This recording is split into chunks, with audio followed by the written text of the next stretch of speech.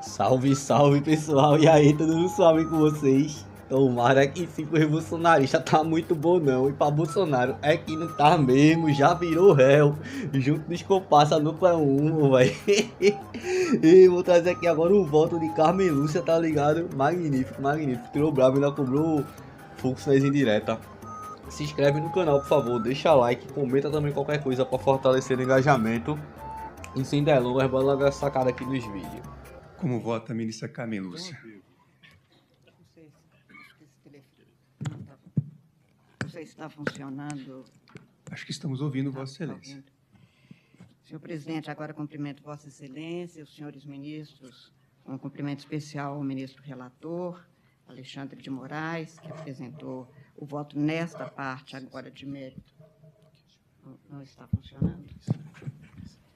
Que apresentou um voto de mérito muito, como sempre, muito substancioso, facilitando, como diz agora o ministro Luiz Fux, com a descrição que não precisa de ser repetida por cada um de nós, pelo menos de forma expressa nessa sessão.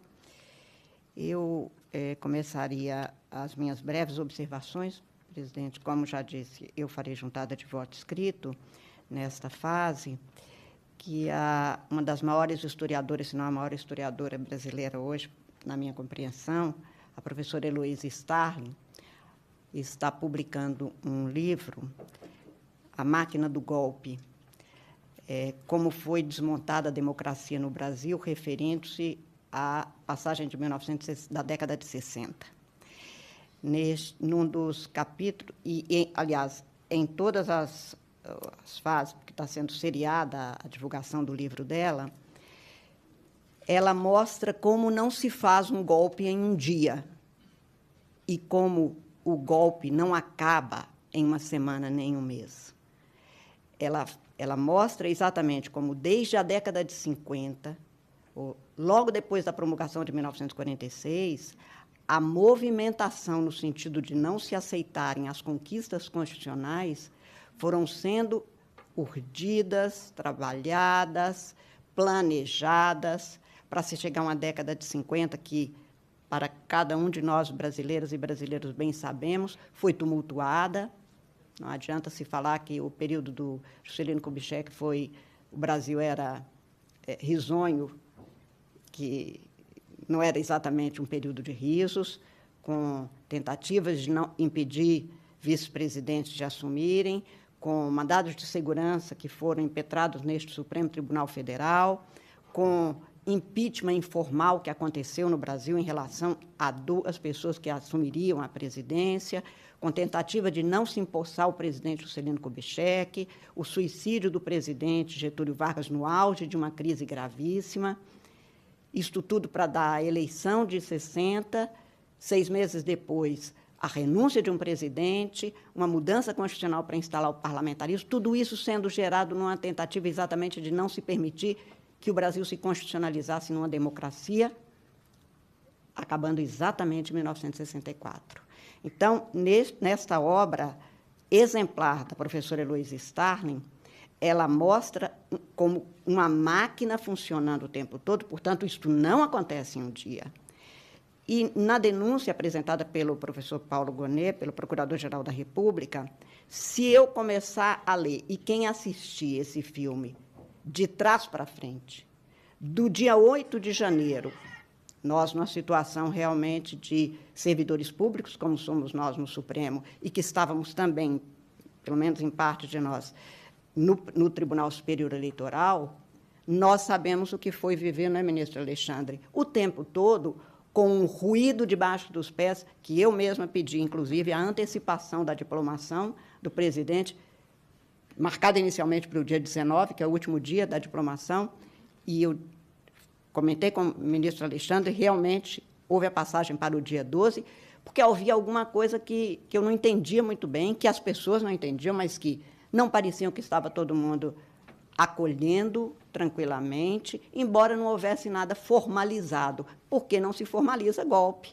porque não se planeja as escâncaras, embora houvesse uma sucessão de atos e fatos que são descritos na passagem. Então, se eu desenrolar do dia 8 para trás, pessoas, por acaso, vieram mesmo para uma festa da Selma, desceram na mesma hora, chegaram no mesmo dia. Na véspera, no sábado, a ministra Rosa Weber, que estava aqui na presidência, disse que estava muitíssimo preocupada, telefonando sem parar para as autoridades, porque se preocupava com a chegada de caminhões, de ônibus chegando num domingo do início do mês de janeiro, em Brasília, e indo exatamente para o mesmo lugar. E daí a pouco se sabe que vão descer a esplanada e algumas máquinas que estavam ali para defender saíram ao mesmo tempo do mesmo lugar.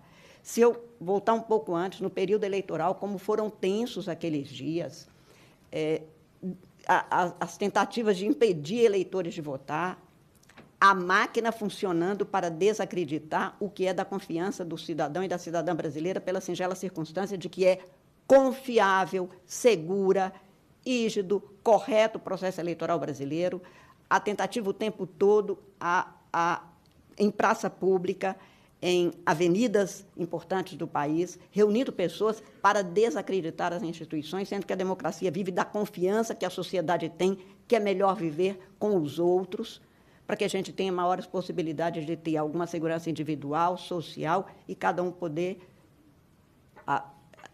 aperfeiçoar seus talentos, cumprir suas vocações e ter alguma chance de fazer da vida uma aventura com a possibilidade de cada um se fazer feliz. Isto a democracia propicia, isto a ditadura não permite. E o ministro Flávio Dino vem de lembrar, se é fato que naquele dia, na frente ou dentro do Supremo, ou do Palácio do Planalto, ou do Congresso Nacional, não morreu alguém, ditadura mata. Ditadura vive da morte, não apenas da sociedade, não apenas da democracia, mas de seres humanos de carne e osso, que são torturados, mutilados, assassinados, toda vez que contrariar o interesse daquele que detém o poder para o seu próprio interesse. Não é para o bem público, não é para o benefício de todos. Portanto, este é um assunto gravíssimo que a Constituição brasileira já faz referência ao impedir grupos armados, ao, de uma vez, estabelecer como crimes alguns comportamentos que são tipificados pelo legislador. O que é descrito nesta denúncia, tomando emprestado ao que esta grande historiadora brasileira afirma como se desmonta a democracia na década de 60, que já vinha preparada desde a década de 40, de 50, como nós tivemos isso na década de 20, como nós tivemos no início da República, esta tentativa contínua que, por si, gera os atos e as consequências. E é óbvio que se diz, não, mas os poderes constituídos, as instituições continuaram porque não se teve sucesso, não se teve êxito, porque senão não estaríamos aqui. Ministro Alexandre, ministro Fux, que tinha sido presidente deste Supremo Tribunal Federal, no auge de um processo que ele dizia, dormi no Supremo para defender, literalmente, com a minha presença, a institucionalidade. Né, isso, excelentíssima. Oxe, agora quer vir com esses papinhos de batom, vibes. Se naquele dia tivesse dentro de uma sala, eventualmente, Fux e a mulher do batom e pá, e ela tivesse com um berro na mão. Tá pensando que ela ia ter pena, né? Tá pensando que ela ia pensar em diminuir a dosimetria, perguntar que é na mão ou no pé? Não, meu velho, ia ser no pote. Oxe, tá brincando, vice Fux com essa galera é periculosa, meu irmão. Na moral, é porque não tem prisão perpétua, que se tivesse, é o que eles mereciam. Na presidência, naquele período do 7 de setembro de 2021, nós do Tribunal Superior Eleitoral, então, que o tempo todo recebíamos todas as mensagens, não estaríamos aqui, por óbvio. Já houve mais de uma tentativa, portanto, de se calarem as instituições democráticas, de se extinguir a democracia no Brasil. Isto é gravíssimo. Isto foi reconhecido pelos advogados, que, de forma correta, de maneira honesta, como é da história dos grandes, bons e verdadeiros advogados, atestaram, não somos favoráveis e não tem que ser, porque advogado defende o cliente, com as condições do cliente, e não tem que ser favorável a nada, porque, se fosse assim, nenhum assassino teria um advogado. Podia ter um lobista, podia ter um rábula de alguma natureza.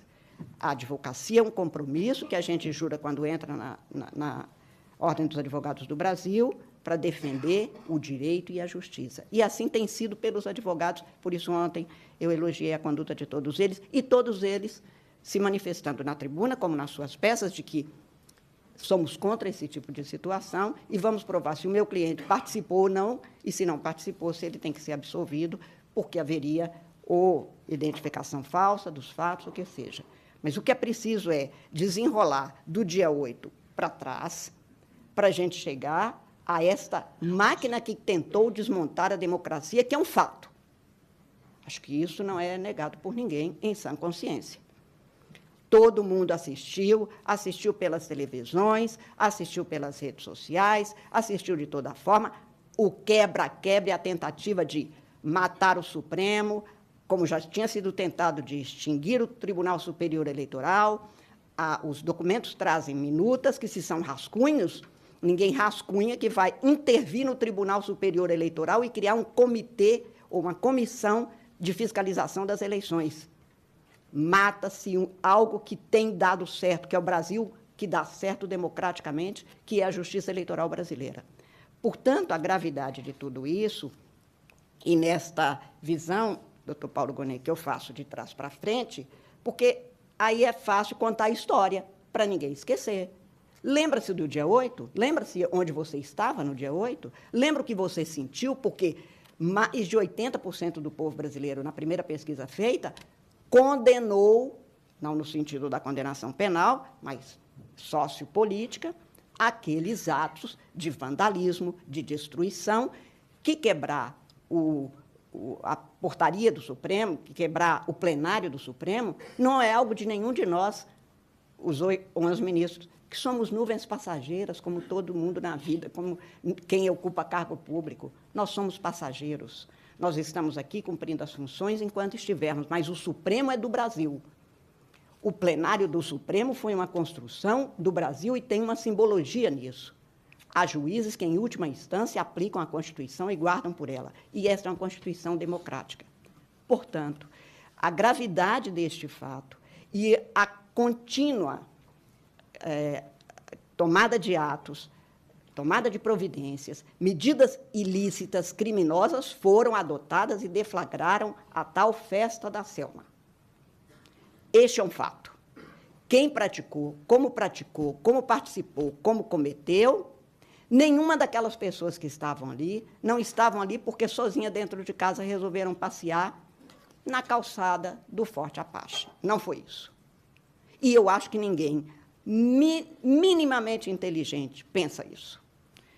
O certo é que este quadro foi investigado, apurado até aqui com indícios. Esses indícios levam à denúncia que, portanto, com todas as escusas pelo entendimento que eu entendo perfeitamente diversa dos nobres advogados e que eu reitero, com todo o talento, expressaram aqui e nos seus documentos a defesa dos seus clientes, que haverá de se verificar mesmo, se participaram, quem participou, como participou, e a fase não é essa, porque essa é uma fase de recebimento de denúncia, nada mais.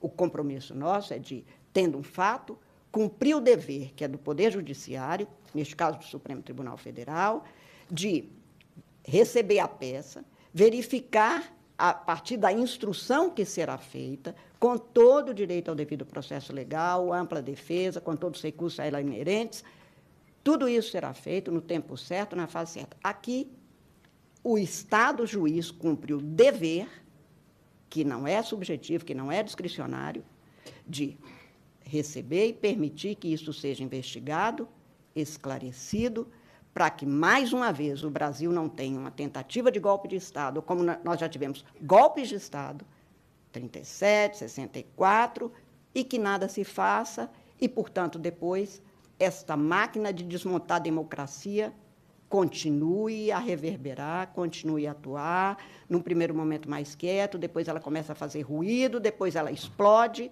como estão em alguns documentos, referências feitas.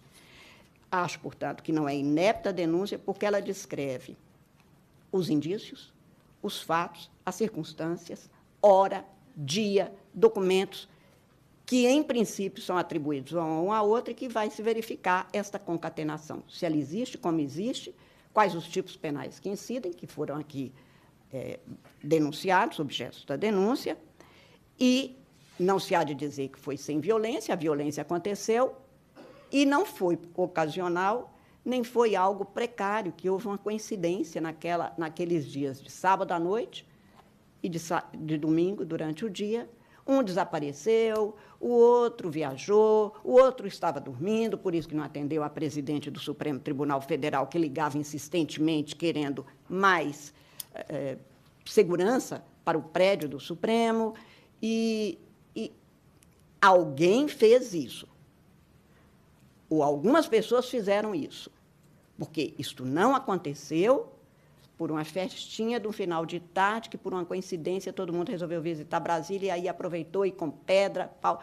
Quem chegou aqui no dia 9 de janeiro há de se lembrar que era impossível não ter sido planejado e provocado, porque, por exemplo, para quebrar a parte onde fica o audiovisual do Supremo no plenário, tem que ter uma altura que nem uma escada normal não chega lá. Alguém chegou, entrou com armas suficientes para chegar até lá e arrebentar com tudo. Alguém planejou, alguém tentou, alguém entrou, alguém executou. Nós precisamos saber isso. É preciso que o Brasil conheça, que o Brasil saiba o que aconteceu, e quem praticou o crime tem que pagar pelo crime cometido. Então, aqui ficou claro que algumas falas, inclusive, ministro Alexandre, que foram ditas, não, isto aqui era uma função do próprio poder, sendo que nós sabemos que não é, até porque o que foi chamado, por exemplo, aqui, pela a formulação do Procurador-Geral de ABIN paralelo, na verdade, se fosse no popular, seria um ninho de arapongas. Arapongagem é crime, não pode bisbilhotar, menos ainda o que não é da alçada de cada um, o que não é da competência de cada um, menos ainda se instalar em centros de poder, por uma singela circunstância de que nós não teríamos democracia de jeito nenhum. Aconteceu? Alguém fez? Quem praticou? O que aconteceu a partir daqui?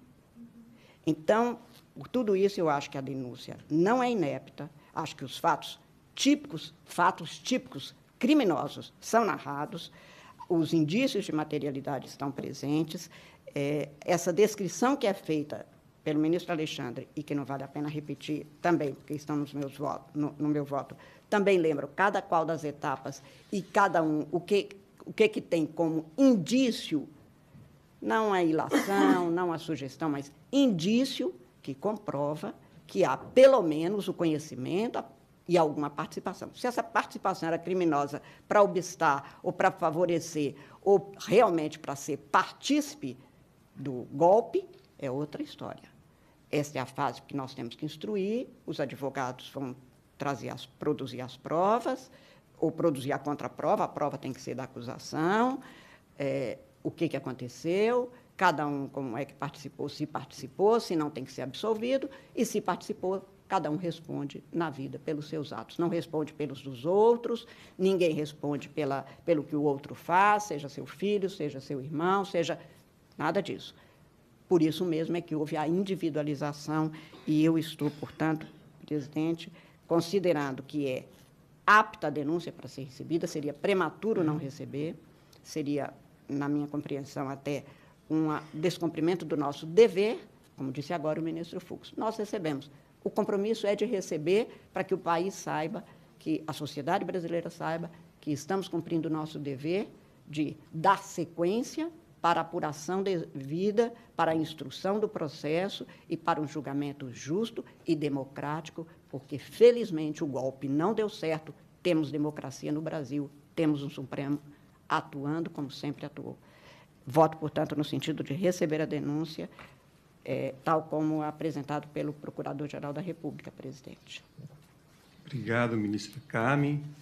Boa, ministra. Hoje estamos contando com ela, tá ligado? Para manter essas penas assim, pá. Falei, Fux, na hora que chegou agora na galera mais graúda e pá. Ele tá querendo arregar, amor, velho. Juntar 2 crimes em um só e pra aliviar a pena da galera. Não, eu faço isso não, Fux, pelo amor de Deus. Dá tempo ainda de se arrepender. E apenas seguir Xandão. Vá por mim, é melhor. Ei, eu vou encerrar já o vídeo por aqui. Por favor, se inscreve no canal. Deixa like, comenta também qualquer coisa pra fortalecer o engajamento. Na dúvida que comentar aquele banho velho sem anistia pra golpista, você está ligado, é golpista bom. É golpista preso, papai. Esse ano tem que rolar muito churrasco pra nós. Fogo no gado, papai.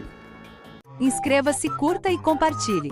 E se possível, manda um Pix. Estou precisando muito e só o Bolsonaro que não precisa recebeu. Até a próxima!